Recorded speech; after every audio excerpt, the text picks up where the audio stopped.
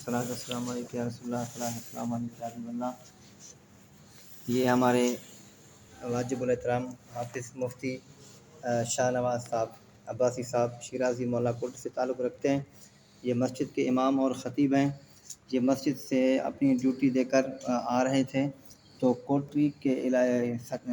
حد میں ایک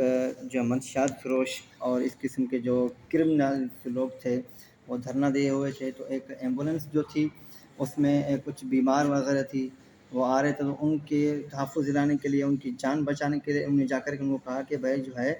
سائڈ کرو، یہ جو ایمبولنس ہے اس میں بیمار ہے، اس کو راستہ دیں، آپ کلیئر کریں، پھر آپ کو جو کرنا ہے وہ کریں۔ تو ان ظالموں نے ان جو ہے بہیمانہ طریقے سے جو ہے حافظ صاحب کو جو ہے مفتی صاحب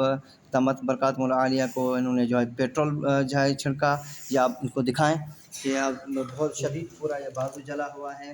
اور ادھر جو ہے یہ گھٹنے کے نیچے یہ جو رانے وغیرہ ہیں یہاں بھی جلی ہوئی ہیں۔ یہ سب ہمارے بھائی، ان کے جو ہے وہ بڑے بھائی ہیں ممتاز بھائی ہمارے ذاکر صاحب ہیں، ایم پی اے صاحب محترم ملک اسد سکندر صاحب کے ہیں، ان کی طرف سے آئے تشریف فرمائے ہمارے دانش بھائی، جتنے بھی ہمارے معززین حضرات جو ہیں یہاں آئے ہیں، اور ہم یہ مطالبہ کرتے ہیں کہ خدا را جو ہے اس قسم کے لوگوں کے خلاف جو ہے باقاعدہ ایک ایکشن لیا جائے، ان کو کہ فرق کردار تک پہنچایا جائے، ان کو سزا دی جائے،